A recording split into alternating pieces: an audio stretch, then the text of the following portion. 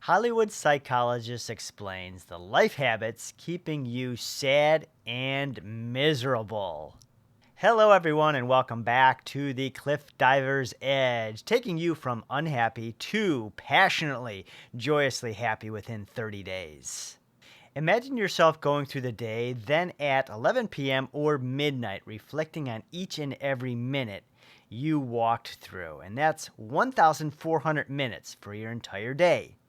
Well, according to top Hollywood psychologists, 90% of the things we would reflect on are, in fact, negative and unhealthy. So that's 1,260 minutes of the day, right? That is a total of 1,260 minutes of the day under mediocre, under average, under the halfway mark of positive inner talk. Yet, our own journey with our own self is our greatest travels for approximately 90 to 100 years. Today, we are climbing up the high dive all the way over the water. Hollywood psychologists uncover the life habits that keep us stuck in a rut, in a cycle of sadness, and how cliff diving, believe it or not, can empower and be a metaphor for overcoming those fears. Thank you for joining me here on the Cliff Diver's Edge. Cliff diving seems like the ultimate test of courage, right? Maybe that or skydiving. What can it teach us about overcoming fear in everyday life? And how can we use Hollywood as a springboard to bettering and leveling up our own lives? Well, that's why we're here today to go into using Hollywood and all the psychologists and some of the examples and also some of the life skills we can use to what we call springboard or when we're using platform diving, we usually call it like a bounce, right? We get that rhythm going, and boom, we hit that board, and then off we go soaring into new heights. So, cliff diving is an amazing backdrop to everything we cover here in the Cliff Diver's Edge. Have you ever tiptoed on the cliff's edge? The edge of fear, anxiety, worry, uncertainty? Was it a career change? Was it the months before your first child was born? In my Cliff Divers Edge Academy, I teach everyone to sit or stand on the highest cliff they can imagine. And sit there. No action, no decisions, just to be present, to absorb yourself in that fast racing heart, that fear, that panic. When we face our giants become ants, as discussed in my Ants to Giants method in my Cliff Diver's Edge Metamorphosis members section. How we talk to ourselves and communication around the fears of tomorrow are natural as humans, right? Our humans' emotions, but it can be very, very like crippling.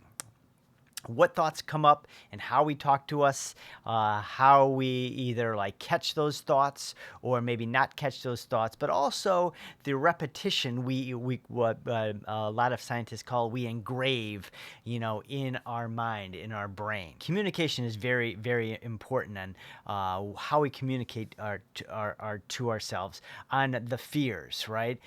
Think of it as Freud's id, the primary part of us that screams danger, but we also have an ego that changes these fears.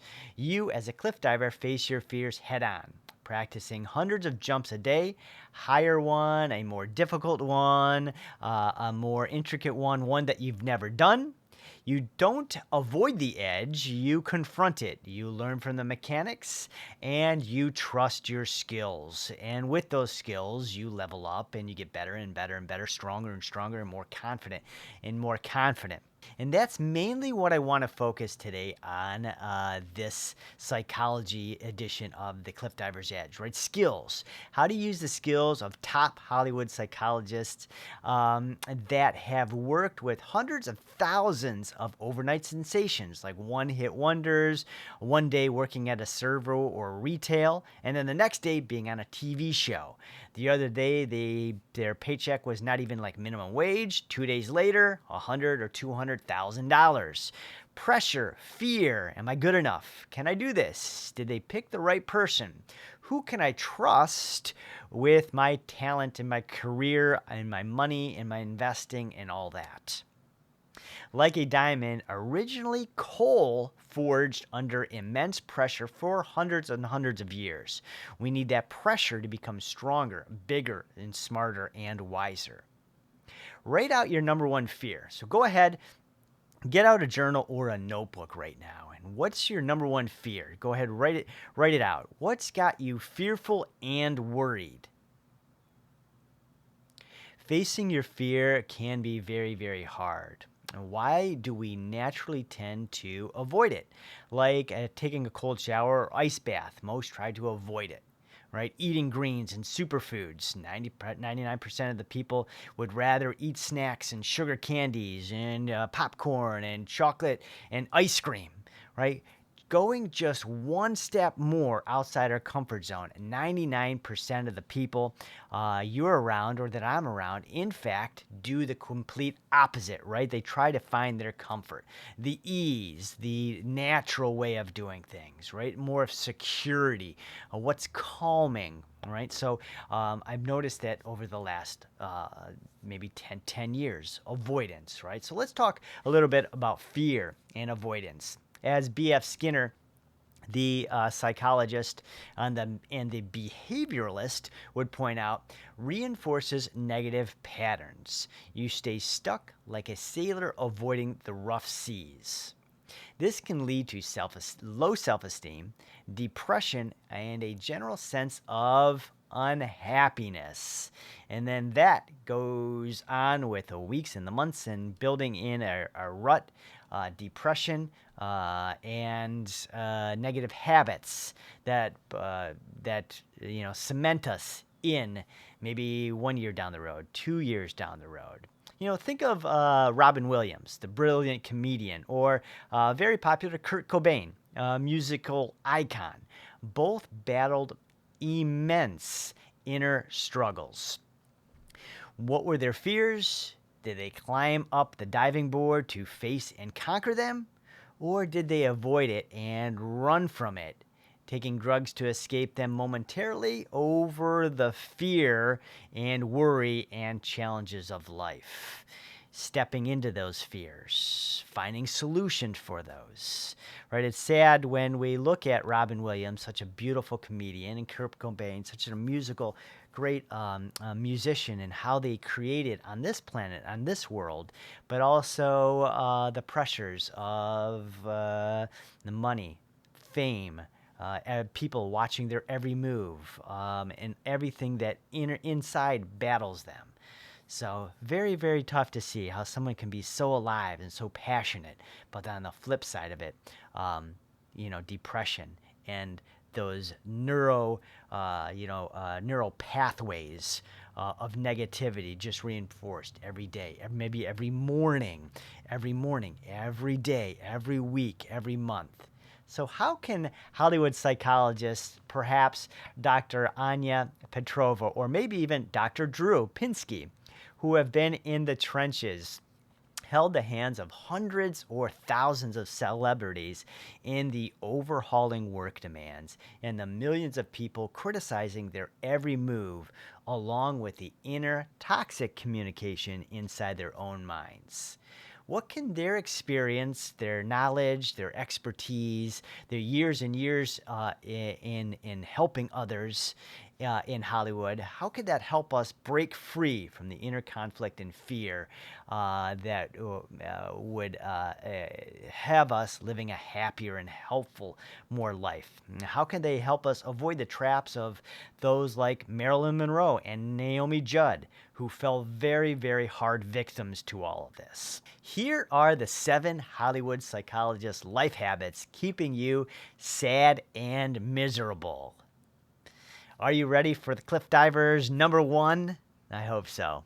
If you haven't already, click subscribe and like down below. We love hearing all your comments. If you subscribe, you'll get news faster for the videos and what's coming out, and also some of the updates. So I really, really appreciate you, and I honor you in being here, where it's a channel that's helping you grow, helping you expand. And as you grow and expand, we're helping those around us, whether that's younger people, younger family members, friends, coworkers, etc. So the number one life habit keeping you sad and miserable is you don't challenge your thoughts.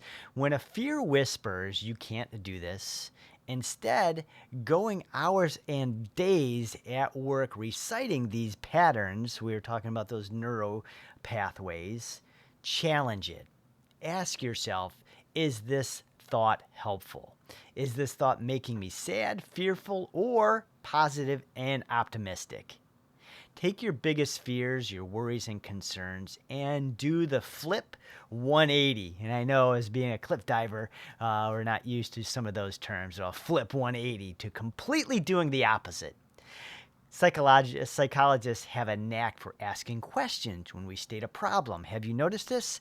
In a lot of either TV shows, or if you are seeing a psychologist, usually we'll talk about a problem and they'll ask us back, why do you think that is true? Wow, why do you think this is going on? What do you think you can do about that? Asking a question. So for the number one habit we want to do is you want to battle those inner thoughts, those battles of the inner thoughts when we wake up in the morning and say, why do I have to go to work? When we wake up in the morning and we hit the snooze button, when we get a challenge, whether it's in work or in our life, with our husbands, with our wives, and instead of saying, why me, or why do I have to do this, or I've never done this, or anything like that, to challenge those thoughts to say, is this thought healthy? Is it moving me forward or backwards? So please grab a notebook. Keep a notebook in your car, in your journal. If you like the apps, the phone apps are great. I have a few different phone apps. I use my phone. Anytime something comes up, I'm either typing or speaking into the phone to record that. Being on the cliff diving platform for years, one of my favorite ways to crush this number one enemy was as soon as I heard the negative thought come in, like, you've never done this, you can't do it, you've never tried this before or seen this before, I would go to my success journal and read over and over and over all my victories, all the things that I've written out over the years in breaking records, winning competitions, overcoming obstacles, and it would ingrain my neural pathways with the flip 180, the opposite, with yeses, with all the things that I've taken from impossible to winning and victory. All the times that I've been in the dump and haven't really seen the silver lining anywhere, with nothing, and a few weeks later, a few months later, a year later, victory over and over and over. And that's what I did. See how I challenged those thoughts immediately, not a week later or a month later. So that's a great way to battle the number one habit of Hollywood, as far as the negative thoughts that we have that were coming up. And I forgot when we said earlier in the video, was it 14,000 or 1,400 minutes throughout the day? So it really doesn't mean that after doing this and writing these out that I ran up to the 5 meters and did a perfect dive. It doesn't mean that miraculously, swish, without effort, without grit, without focus, without sweat, it came true. But I laid a better path of positivity, of accomplishments, of success, of self-motivation ahead of me, instead of one that was filled with negativity, self-talk, doubt, fear, grenades, potholes, and things like that. So reinforcing those negative, what would it be called? Those negative thoughts. They were called something else. I just forgot.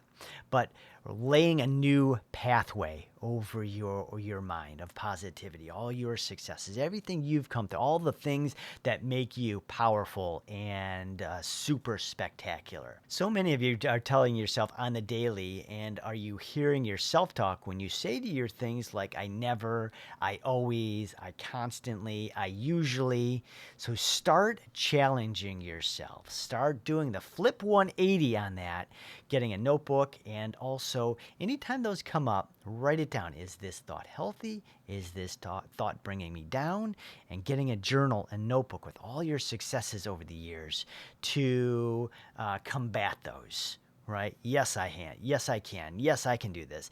I'm amazing. I did this. I did this. Right? I can accomplish this. That was a jump into the water of a high dive in number 1. So I hope you're ready for the next 6, right? I hope they're just as powerful or a big splash and a rip entry as that one is. Number 2, we're going to move right into number 2.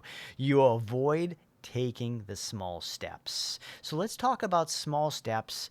And a lot of the times, the bigger project and goal is too challenging to confront, and we turn to sleep or to Netflix, a warm blanket, dinner out, hitting the snooze button, etc. Things like that, and we never get started. Then a year goes by, and then you're still depressed and down on yourself. Have that ever happened? Did you ever have like a yard project? It's spring, it's April or May.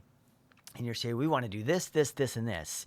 And then May turns into June. June turns into July, July 4th, right? And then just because a big project, you didn't really say, for today, all I'm going to do is look in one landscaping business and maybe make one call or go on one website. And then tomorrow, right? Small little steps. So don't try to conquer, like in reference to like, don't try to conquer the Red Bull cliff diving 93-foot platform dive on day 1. Start with the smallest steps. For cliff diving, it would be a small little ledge just right over to the side, like a 2-foot ledge. And trying to do a dive in, a jump in, a little twist in. Then take it to 5 meters. Then you take it 10, then 20, and so on and so on.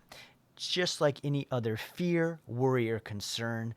A big project for you, break it into the smallest little things, right? Hollywood psychologists use what they call like a stacking pyramid, if you've seen this.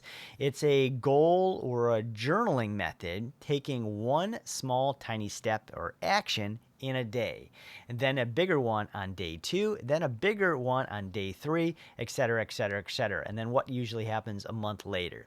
But let's go back to day 1. So we take that small little step on day 1, and nothing is required after that. So maybe that little thing that you needed to do for that day, you did in 5 minutes. The psychologists recommend don't do anything else. Right? You did one thing. What you should do is give yourself praise and encouragement for taking that one small step. Day 2, you take that second small step, some little action, calling this company, going on a website, taking this little, ordering this. That's day 2. Maybe day 2 to 3, you do a few. See how the habit starts building and building. And then a month goes by and a year goes by. And then victory, right? Winning, accomplishment. If my goal is a 7-meter double with a double twist, take a small dive first, over and over and over, then a bigger one, and then honor and celebrate the small wins.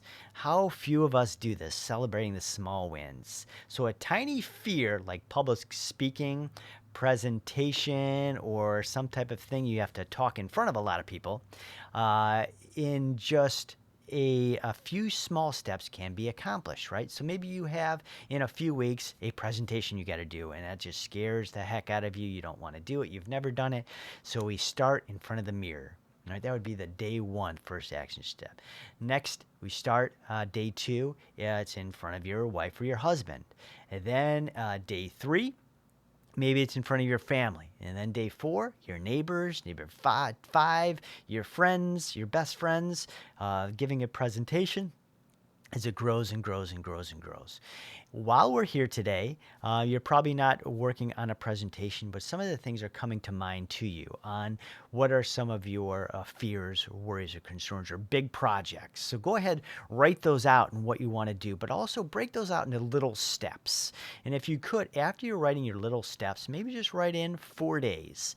4 days, I'm going to do this, this, this, and this as far as your 4 days. But also, when you finish with those four, go ahead and write out how you're going to congratulate yourself. Hollywood's trick to stacking up your wins and victories are a great way to build self-confidence and bring out what we call that inner presence for you.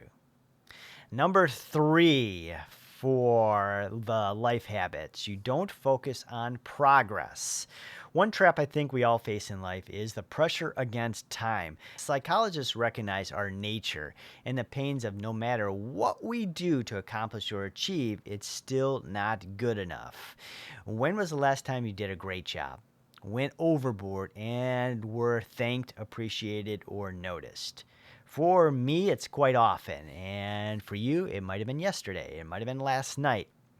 It's a tough habit, right? It's a very tough habit. Even going in and using Hollywood as sort of a backdrop on this video, Robin Williams puts out a great movie, right? But his next movie, we got the critics and, his, people saying, well, is it going to be good enough? And so his last movie, that was a Hollywood's box office smash, doesn't matter. It's very, very sort of negative thing of us in this world that happens, that occurs, right? A construction worker builds a beautiful house, right? But for the next person he's building a house for, that house doesn't really matter, right? Because that new homeowner, developer wants it this way and wants it this way, and right, he's making sure that this doesn't happen. So his last project has no relevance to what's in front of him today and tomorrow. It's a tough habit to do, but somehow you have to celebrate each and every little victory, no matter how small it is. And we usually don't do that in life, but how can we do that more often? Oprah Winfrey does this so beautifully. She says the key to realizing a dream is to focus not on the success, but significance. And then even the smallest steps and the little victories along the path will be taken, which a lot more great meaning, appreciation, and inner strength. A simple activity that I see a lot from is you can do is involve like writing positive notes to yourself, or like sticky notes, different colored sticky notes that you can place somewhere that you'll often see in your car, on the coffee machine, on your favorite monitor, wherever it is, on your bike if you're usually going bike riding. Post-its for how amazing you accomplished this and that, right? Just little acknowledgments of saying, hey, do you remember when you were so awesome when you, self-talk, right? Just overcoming those negative, thoughts. I think the world, they said, is 90 or 95% negative. So how can we just keep going over and over? Little post-its all over the place. You're beautiful for this. I love you. Do you remember when you did this, this, this, and this? Man, I love you for being and doing you. Do you remember how you, did this and this and this? Wow, you were so beautiful. Other encouraging notes at work or in the car, or maybe even like on your water bottle at the gym. Whatever you write out should be personally meaningful to you and help remind you of your positive characteristics, your strengths and your abilities, your accomplishments and your values, and most importantly, progress. Tony Robbins talks a lot about this, is how do we beat depression? How do we beat the rut of conformity and skating by, right? Progress. Progress. Can we get better progressing in life, whether it's business, whether it's skills, whether it's at the gym, whatever it is, progress is most important. Are you sad right now and have this firing, burning desire to become passionately happy? Are you looking to tear down the overgrowing weeds that have plagued your life to discover your truest path and purpose so you can joyously dive into your own glowing passion within 30 days? Well, hello, I'm Edison, and inside my metamorphosis from blurred to crystal clear Cliff Diver's Edge Academy, I designed a place for you to find your passion and purpose within 30 days. It's for the people looking to take one step towards having a reason, finding and doing what you love, waking up with zest and a reason, and radiating to the world your light. And how cool is this? To ultimately give back, shine, and level up the family and friends around you. Inside the Academy answers the questions that men, women, husbands, fathers, wives, mothers, and all single people have about fear, worry, depression, no purpose, hate your job, in a rut, and so much, much more. Each section and module is filled with practical strategies you can use right away in your day to celebrate you and see it dramatically increase your own health, love, strength, and joyous radiance within 30 days. You are worth the work. To check out the program down below. We are continuing the 7 Hollywood Psychologist life habits keeping you sad and miserable to avoid the traps like Marilyn Monroe or Naomi Judd and those of which fell into. So number 4, we're getting into unrealistic beauty standards and self-esteem. Both Marilyn Monroe and Naomi Judd struggled with insecurities about their appearance. Monroe famously underwent cosmetic surgery and battled eating disorders, trying to fit into the Hollywood mold. And Naomi Judd grappled with body image and issues throughout her entire career until her passing away. So developing a healthy body image. How do we do this? Well, let's turn to Hollywood, shall we? So psychologists recommend don't compare yourself to others, and especially on social media, because what they say is a curated feed, not reality. So what they mean by curated feed is there's so many filters on all these like images that make people look wealthy and abundant or skinny and beautiful. The lighting, they have different filters for all these lighting. So they say it's a curated feed and it's not reality, right? If you take a full-length picture, would look night and day different from the men and women doing all these feeds on Instagram and YouTube or wherever, social media things that you follow. So focus on self-compassion over self-criticism, right? So that's very, very important. Their key words are focus on self-compassion over self-criticism. Celebrate your unique strengths and beauty. Just spending just 5 minutes a day in front of the mirror saying things to yourself like, I love my hair, I enjoy having beautiful skin, I love my name, and so on and so on and so on, builds self-esteem, confidence, and what they call intrinsic motivation. Intrinsic motivation means what goes inside of us to drive us to do things that we do in life. Whether that's going to work, whether it's having a purpose, whether it's giving back to others, whether that's donating, whether it's investing, whether it's cooking great food. So what inside of us drives us?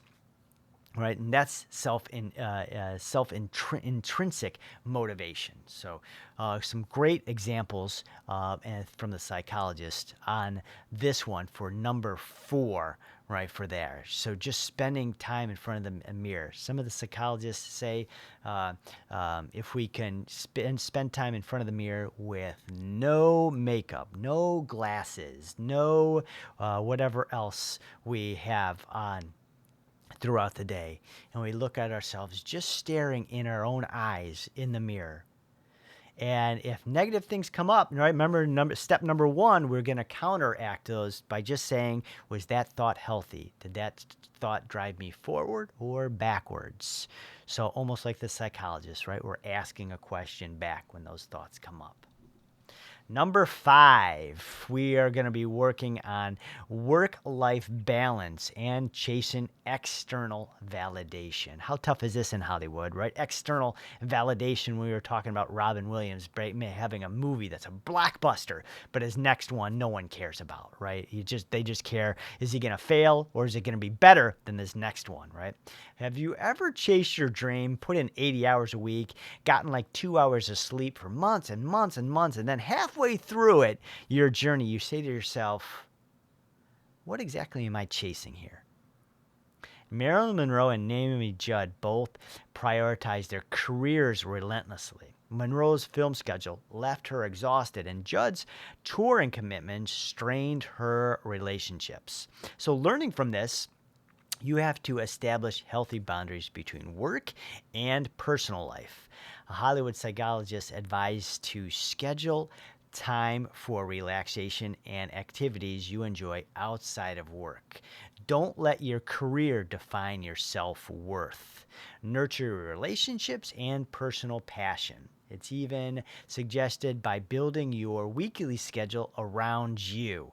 And what that means is you start with a blank schedule. I don't know if you've seen these before. So instead of your work schedule in front of you, and a lot of times, just to sort of interrupt on this one, we're going to look back, when we are almost, when we're, passing away, we're going to say, what was it all worth? Was it all worth the work? So a lot of times our weekly schedule is filled with all these week tasks. If you guys travel, right, all these travelings and bookings and, working here and working these hours, or, maybe a lot of you are in the healthcare field, nurses and doctors, and you're doing these 12 hours and 16 hours. So it's all these work times things. What these psychologists are figuring out is happiness revolves around you. So if you're single, or if you have a family, if you have children, or if maybe you have pets, you have dogs and cats, the first things you do on your blank weekly schedule, because we're talking about building a schedule around me or your time, the first thing you put on your schedule is me times, right? I'm going to walk with the dog, right? So you put that on for every Wednesday and Saturday. Right, your movie times, right? When you like to go to when you go to the gym, your gym times. So you start filling in your whole weekly schedule with your times, me times, and then we fill in maybe family and friends and fill it from there. The last thing that goes in, especially if you're at a job that you really don't like, you're really not passionate, but it pays the bills and you've been there a while, stuff. The last thing you put in there is your job, your work. Right, and a lot of great things happen on these me schedules that I've seen as far as researching, doing the opposite of a weekly schedule. First of all, we start caring a little bit more about ourselves. We take ourselves as a priority and as like a number one, right? We take care of number one. We're going to eat healthy. We're going to be, at the gym. And we're going to be, eating clean. We're going to be fit. We're going to also be doing some type of, really good hard workouts. So we're lifting and building that strength for the strength resistance training, too, to build up the bone density and muscle mass and things. We're going to be eating healthy, and then also we're going to be doing like the things we love. And how important is that when we reflect back when we're 90 or 100 years old and say, yeah, I did take care of my kids, my children, right? I did plan special times. My children never once said, you never have time for me. You always work, right? So you did the opposite by saying what's important, me and my family and my children, right? And then what comes second, what comes third, what comes fourth, and then sure enough, fifth and sixth down the road is your work schedule, right, and your job. First thing you put on your schedule is your me times. So playing with the kids, going to the gym, enjoying your ice baths or your sauna. So those go first, and we build and we stack that around us.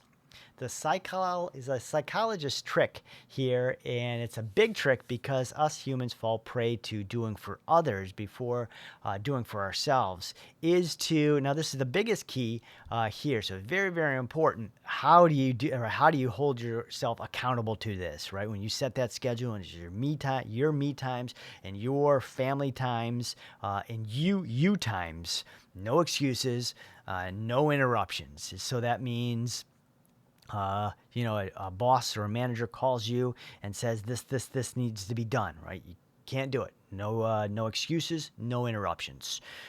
Something happens where, who knows, yard work gets in the way of, overlaps and going into walking the dog and stuff like that.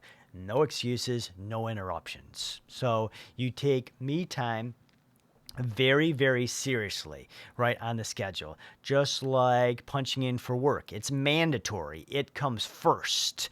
And then all distractions can wait. So tough for my clients to do over the years. And once done, the small little routines, then they become natural.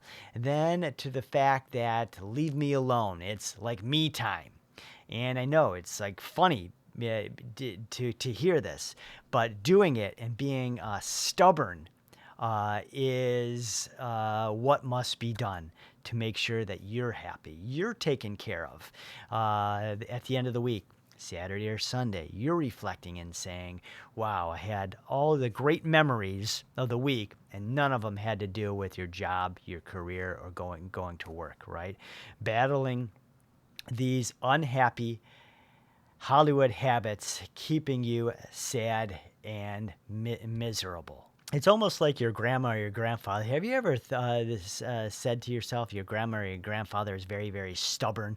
Because when they say, right, it's time to eat, it's time to eat. Right, when they say eat everything on your plate, right, with the whatever it is, the potatoes or the chicken or the steak, say eat everything on your plate.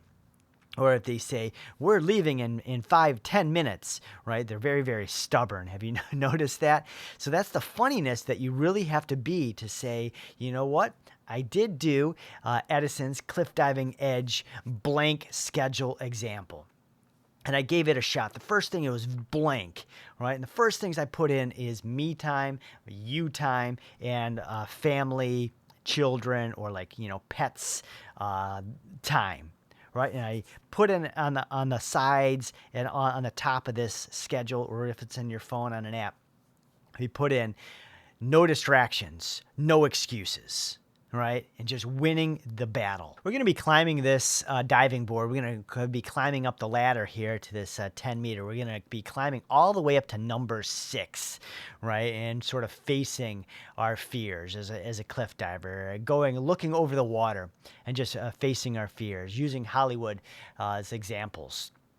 And using their examples and seeing what habits and negativities have plagued Hollywood, but also the rest of the United States or the world in negativity, depression, and all of the things that follow that.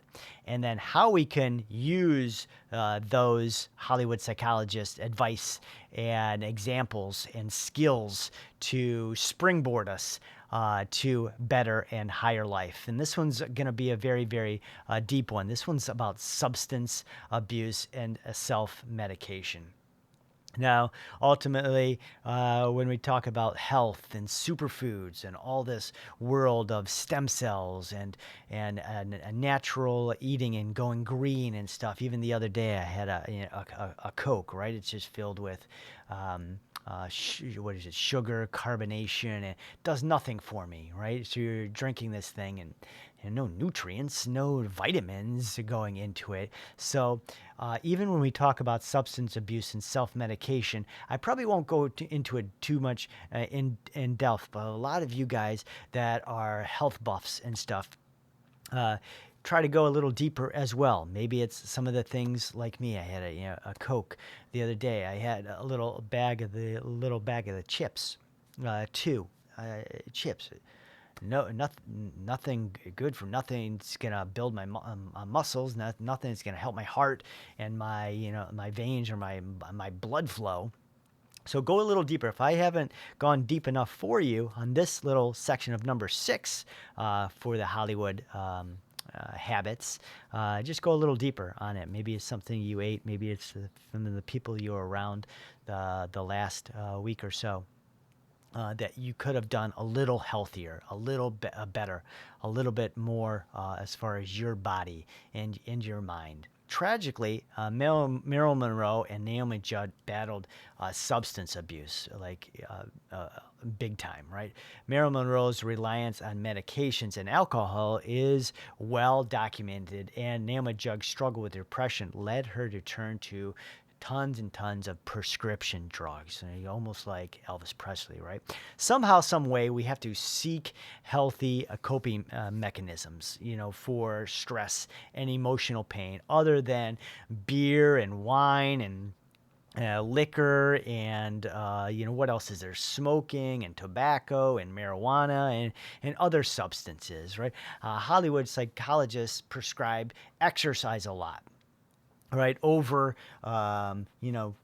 other things we can do as far as beer and wine and what's it like at a bar, like top shelf tequilas and things like that, right? So Hollywood psychologists prescribe exercise. Now I don't know how big of an exercise person you are, but one of the things we're talking about is just what Hollywood psychologists have to battle every day. Can you imagine, even like now, thinking about it? But like right now, there's people that have gotten on shows and TV shows and all these different, sitcoms or Netflix, shows, and maybe they got some big, huge paychecks, but they still got to battle, waking up in the morning. Maybe they do the 3 or 4 things of coffee, just get their bodies moving. So there's always things that where they're thrown into now that they could somehow like do better at, right? It's not always good to drink beer or wine or alcohol or liquor or or smoke or vape nowadays. So let's use a lot of the Hollywood psychologists' prescription as far as exercise, and perhaps maybe it would inspire you to take some of their advice on this, which is number 6, right?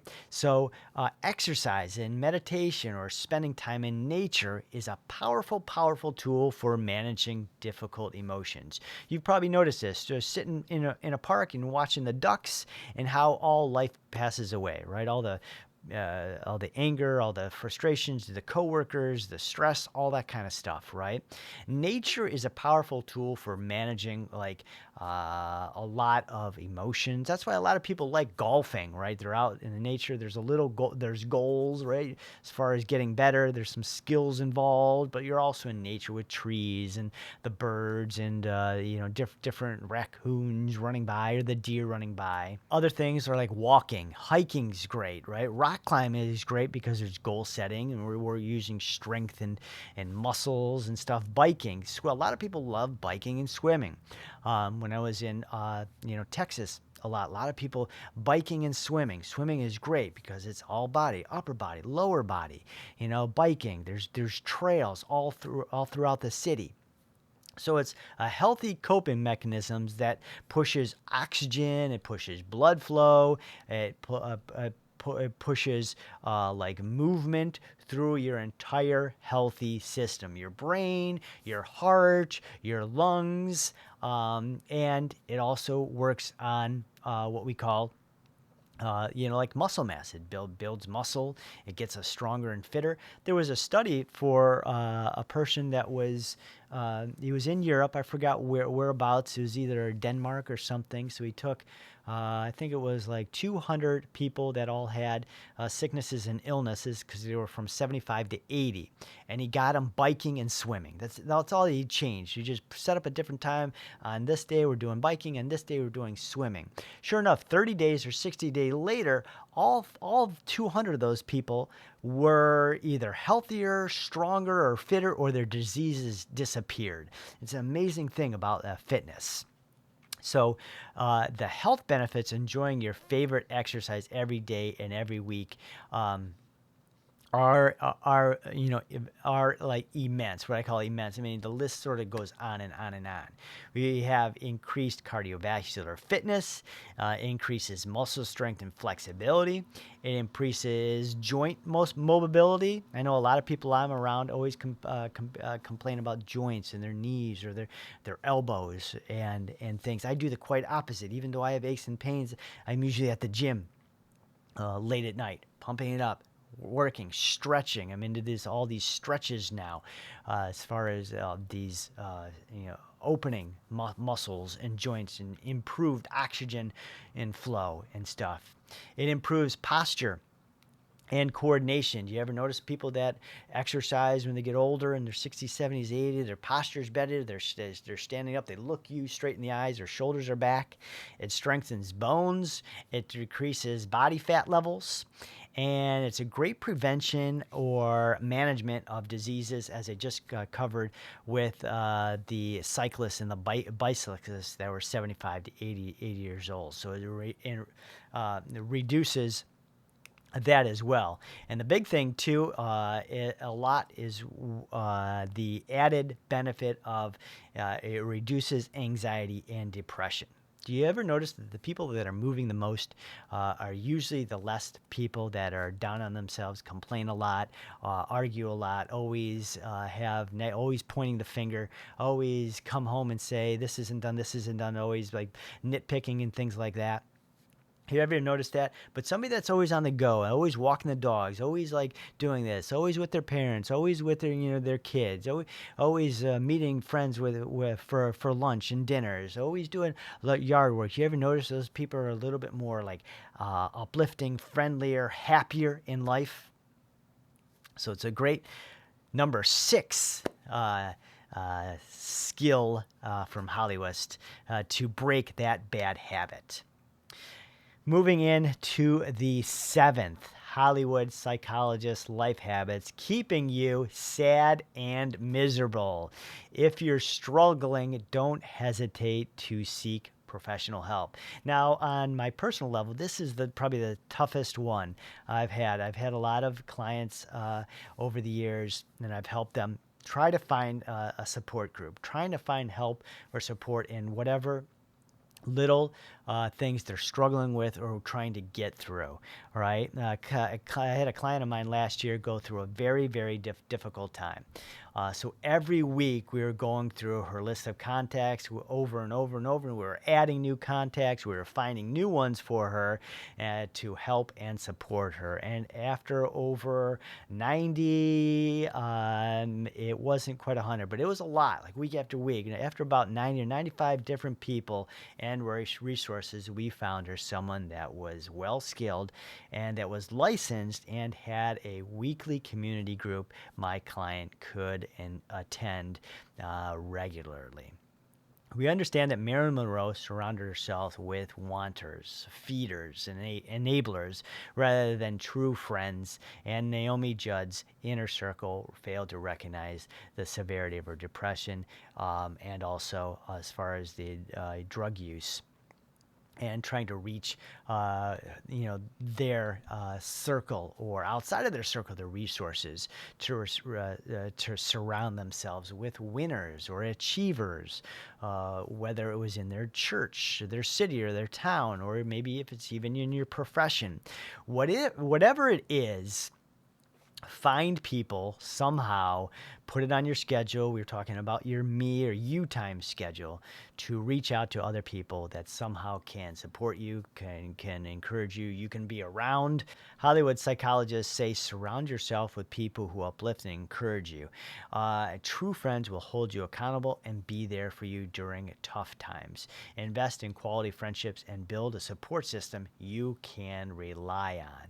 And that's why I was saying that this number 1 is probably the most difficult in the world. I know a lot of people in so many different businesses that struggle with so many different things, whether it's finding a significant other to share life with, whether it's doing this, whether it's battling through something here, whether it's getting through things. Maybe it's, quitting certain negativity or quitting smoking or whatever it is. I think the toughest thing is to making those calls, but who is a good fit for you? Who even has time on their schedule for even just 1 hour a week, on that is a very, very challenging thing. And I know a lot of people on YouTube or on, if you just Google, like, what to do or how to break out of little habits, surround yourself with people that, can encourage you. But how do you do that? It's a very, very tough journey to do.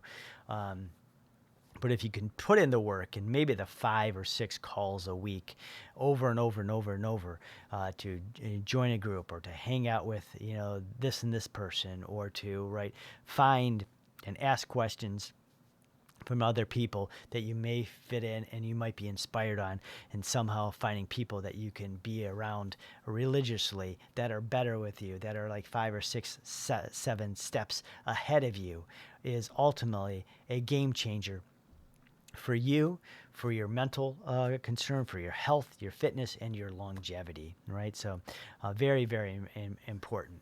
But just like step 2 and 3, we focus on the small steps and measure your progress. And after like 6 months, you found just one success coach or friend or person that can level up your life in a big, huge way, and you're there once a week or once a month or whatever, that 6 months made all the difference in the world for you, where you'll be in 5 years, in 10 years, in the course of life, right? Instead of going here, we went here in this big, huge success, almost like a plane, right? We took a different direction towards motivation, self-improvement, self-help, and self-love.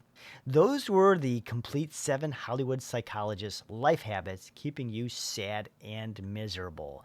Please go ahead and throw some comments and your feedback down below. I'd like to see which one of those really piqued your interest, which one of those really said, wow, I really need to work on that. Was it number 1? Was it some of that inner talk? Was it the number 6 and number 7 when we started going into what we're feeding our body, as far as the drinks and the whether it's drinking or smoking or food or healthy food and things like that? Was it number 7 as far as finding 2, 3, 5, 6 people around you that are strong, that are vibrant, that are positive, and then can raise you up in life? Throw it in the comments below. I know it'll help everyone else too here on the Cliff Diver's Edge in this channel. One of the most unwavering paths to finding your ikigai, your purpose, your significance, is to master the art of carving out your own beauty and shining through those imperfections. This journey is a testament to your determination to shape your destiny, and it's a pursuit that leads you to the profound wellspring of passion and purpose in your life. I've taught hundreds of individuals and organizations how to zero in on their truest, most passion and meaning in life, going from once cloudy, murky hurricane of confusion to horse racing, blinders on, full tilt, zing, adore, and zeal, ear to ear, smiling in throughout life. You are worth the work and love to hop inside the course and get started in the link below. Thank you for being you and honoring your truest self. If you haven't already, subscribe to the Cliff Diver's Edge channel down below. It'll be the best investment you've ever had this year alone. Type down below your thoughts, your feedback, which habits you personally battled and conquered, and if you've seen other comments that you can respond to, please do so in helping everyone here scale up somehow in every aspect of each and every one of our lives. I'll enjoy spending the next video with you, and we'll see you then.